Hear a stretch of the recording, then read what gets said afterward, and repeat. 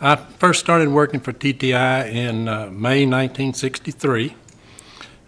In the fall of 1964, we three or four people, first moved out to O'Brien Air Base, which is now Relish Campus, to start doing some work, some projects out there. We worked in the big hangar, building 7090. We were doing 2 or 3 projects for what was Texas Highway Department at that time. It's now Texas Department of Transportation. I was in the structural research group, and we had some projects underway for Highway Department that was sponsored by the Bridge Division, but it involved concrete materials. Those went on for a few years.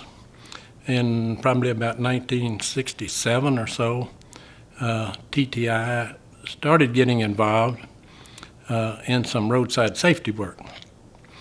A guy named Leon Hawkins worked for Highway Department at that time, and he and some A&M people, professors in civil engineering, Neil Rowan, Bob Olson, Chuck Sampson, were talking about ideas for making roadside signs break away if they were hit by a vehicle, a motor vehicle, automobile. The nation was in the process of building an interstate highway system at that time.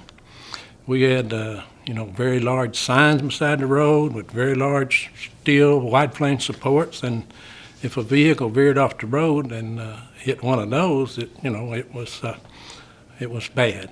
People at TTI got involved in trying to figure out how to design something that would do that and how to test them and demonstrate that they would do that. So for a couple of years there, we kind of learned about that, how to do that, came up with some designs and some techniques for testing, and got started in roadside safety kinds of work, mostly for Texas Highway Department at that time. A few years later, Federal Highway Administration got involved, and I think that may have been the Bureau of Public Roads at that time under the Department of Commerce. But anyway, that group got involved with the program to develop additional things for roadside safety. We actually had developed the breakaway sign, the very first one there, and a crash cushion to place in front of rigid obstacles that we couldn't make breakaway, like an exit goer or something on a freeway.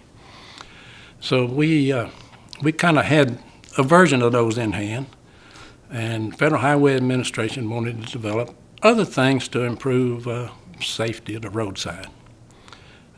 They had a program they called Forgiving Roadside, and we worked a lot, did a lot of projects under that program for them.